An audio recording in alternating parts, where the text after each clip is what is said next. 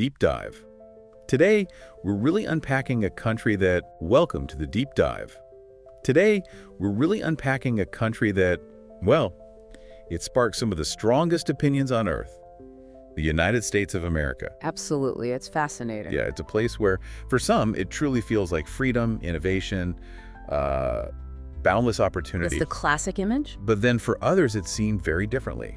As a global empire, maybe, accused of intervention, exploitation, and sometimes, well, some pretty striking double standards. Yeah, that contrast is key. So how do we make sense of all that? What's the core truth under these really different views? If there is one core truth. Right. Why is America admired and resented, loved and feared? And what are its basic values, its systems, its strengths, and its, let's face it, very real flaws? Well, looking at the sources we've pulled together, it's definitely clear America's story isn't simple at all. Not black and white. Not remotely. So our mission here, for you listening, is to kind of walk through this really complicated story, honestly looking at the good, the bad, and everything in between. Using what the sources tell us. Exactly. Drawing right from the material so you can hopefully build a more rounded picture. Okay, sounds good. Let's maybe start right at the beginning then. America's founding, 1776, declaring independence from the British Empire. A huge moment. And it was built on this really powerful, ideal liberty and justice for all. It's quite a statement, isn't it? It is, yeah, a really powerful one. But, and this is crucial right from the start, the sources hammer this home. There was this deep contradiction. Okay, how so?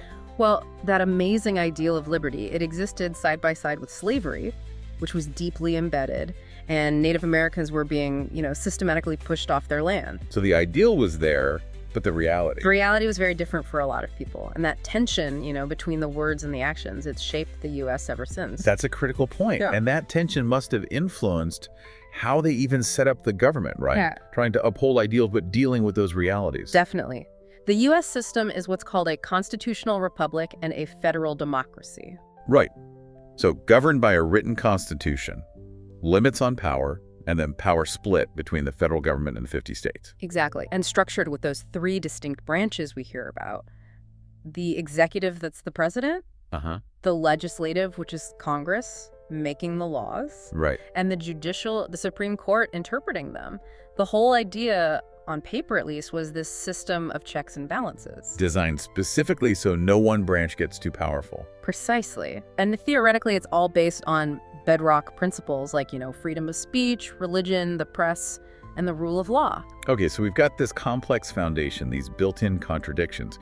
Yet what's really striking, and you see it in the sources, is that millions still dream of going to America. It really does seem like a paradox, doesn't it? It does. So what is it then? What are the strengths that keep pulling people in from all over the world? Well, one of the biggest factors, according to our research, is just sheer innovation and economic power. The economy. Yeah, it's the largest economy in the world by nominal GDP. That's the total value, not adjusted for inflation. It gives it this massive economic footprint. And it's not just about size, is it?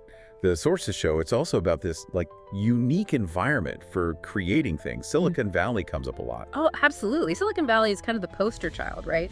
It gave us Apple, Google, Microsoft, Tesla, these huge global companies. It seems to be this mix of venture capital and maybe a culture that's okay with failure, leading to innovation. That's a big part of it. It fosters this environment that fuels global leadership in tech, science, even space exploration. Think NASA, the university research. Which links to another point, doesn't it? Yeah. Freedom of expression. Yes, definitely. The First Amendment, our sources really highlight how it protects free speech in a way that's quite different from many other places. Allowing people to criticize the government, protest, organize. Exactly. Without the same level of fear you might find elsewhere. And that's a huge draw for people seeking, intellectual freedom, political freedom. And tied into that intellectual freedom are the universities. Right. The U.S. has, a huge concentration of the world's top-ranked universities. Harvard, MIT, Stanford. These are global powerhouses of knowledge. And they're not just for Americans, are they? They act like magnets. Total magnets, yeah, attracting scholars, scientists, students from everywhere. It creates this constant influx of global talent, new ideas. Which must feed into another strength the sources mention, diversity. Absolutely. America is fundamentally a country built by immigrants. It's often called a melting pot, cultures, languages, ideas, all mixing together. And that constant mixing, does it fuel its cultural influence too? Our sources suggest it's a direct link, that dynamism feeds into its massive global cultural impact. You really can't escape it, can you? American music, movies, fashion, sports. Hollywood hip-hop, the NBA, Netflix, these aren't just products anymore. They're global cultural forces shaping trends everywhere. Okay, so economy, innovation, freedom, education, culture. What else comes up on the good side? Well, something else the sources point to is its role in humanitarian aid. It's one of the largest donors globally. And that's government aid, but also private citizens, right? Yeah, that's notable too. U.S. citizens themselves are often leaders in volunteering time and donating money. There's a strong philanthropic streak there. Interesting. And then there's the big one, maybe the most famous one, the American dream. Ah, yes, the dream. Despite all the issues we'll get into, that idea still holds a lot of power for people. The idea that anyone, no matter where you start, can rise up, achieve wealth, mobility. And you do see examples that feed that narrative. People point to Barack Obama, Oprah Winfrey. Even Elon Musk, right, an immigrant from South Africa who built this huge empire there. Exactly. Those stories, whether representative or exceptional, they fuel that enduring concept. Okay. So we've painted a picture of the strengths, the attraction, but as you said earlier, it's a land of contradictions. Yeah, very much so. And that brings us squarely to the bad side, the internal problems that America is grappling with. And we have to start with the foundations again, don't we? Built on slave labor. We do. The sources are really clear that even though progress has been made, the legacy of racism is still deeply felt. It hasn't gone away. How does that show up today, according to the research? Sadly, in really serious ways. Things like police brutality, the incredibly high rates of mass incarceration. Disproportionately affecting certain communities. Yes, Black and Latino communities especially, and also in economic inequality, which often falls along racial lines too. The data on that is quite stark. Which brings us to the wealth gap more broadly. It's not just racial, is it? No, the U.S. has one of the highest levels of income inequality among all developed nations. A huge gap between the very rich and everyone else. It's a massive contrast, the sources point out. You have billionaires doing incredibly well, while millions, literally millions, don't have basic health care or even reliable housing. That creates real social tension. Another issue that gets a lot of global attention is gun violence. Yeah, the statistics are staggering. Over 400 million guns estimated to be in circulation. Wow, 400 million. And sadly, that correlates with how frequently mass shootings occur. It fuels this incredibly divisive, often very emotional debate about gun control. A debate that seems almost impossible to resolve. It reflects really deep cultural and political divisions. There's no easy answer in sight, it seems. Healthcare is another area you mentioned. Expensive, but not universal. Right. It's the most expensive healthcare system in the world, by far. Yet, millions lack coverage. And people can actually go bankrupt from medical bills. Absolutely. Our sources show medical debt is a major cause of bankruptcy. Just devastating for individuals and families. And politically, things seem pretty fractured, too. Polarized. Deeply polarized. Yeah, Yeah, that's the word the sources use often. Split between left and right, Democrat and Republican. And does that lead to mistrust? Increasingly so. Mistrust in government institutions, in the media, even in the basic fairness of elections, that really eats away at social cohesion. Finally, on the internal front, what about environmental impact? Climate change. The U.S. is, historically, a massive contributor to global carbon emissions, just due to its industrial history and scale. And its record on climate policy. It's been very mixed, honestly. You see progress under some administrations pushing for international agreements. The Paris Accords, sometimes. Right. And then you see outright denial or withdrawal from those same efforts under other leaders. So there's a real inconsistency there on a critical global issue. Okay, so a lot of internal challenges. How does all this play out when America interacts with the rest of the world? Foreign policy. That's where things get really complex because its actions generate both, admiration and loyalty, but also intense resentment and enemies. It's undeniably a superpower. Since World War II, really. Yeah, it emerged as the dominant military and economic force. Right. And the evidence is clear. It leads NATO, the big military alliance. Provides a huge chunk of UN funding. Right, and maintains this vast network of military bases, over 800 bases in more than 70 countries. That's a global military presence unlike any other. But let's tackle that tough question the sources raise. Why do some countries resent, or even, the sources use the word hate, the U.S.? Well, one major theme is a history of what critics call imperialism and interventions. Right, the U.S. has intervened, sometimes militarily, in many countries. Mm. Iraq, Afghanistan, Vietnam, Libya, Chile, Iran. The list is long. It is. And the justification is often framed as promoting freedom and democracy. But critics, and many in those countries, see it very differently. As being more about resources, oil, power, control. That's exactly the argument, that it's about securing U.S. interests, resources like oil, projecting power, maintaining control over key regions, rather than purely about ideals. Then there's the charge of double standards. Yes, this comes up frequently. For example, supporting certain authoritarian regimes like Saudi Arabia for strategic reasons. While actively trying to overthrow others, maybe in Cuba or Venezuela. Exactly. It raises questions about whether principles are applied consistently or if it's more about strategic convenience. And the Israel-Palestine issue is often cited here too, isn't it? Yeah. Claiming to defend human rights, but then offering almost unconditional support to Israel. That's a major point of contention, yes. Especially during controversial actions in Gaza, many see that unwavering support as contradicting stated U.S. values on human rights. Okay, what else fuels resentment? Economic pressure. The U.S. uses its financial power, its control over the global financial system, to impose economic sanctions. On countries like Iran, North Korea, Cuba, Venezuela. Right, punishing them economically. But the problem, critics argue, is that these sanctions often hit ordinary civilians hardest. Hurting people more than the governments they're supposedly targeting. Often, yes. Leading to widespread hardship, lack of medicine, food shortages. There's also the cultural aspect. Cultural domination, yeah. Hollywood, American music, fast food chains. They're everywhere, spreading U.S. culture globally.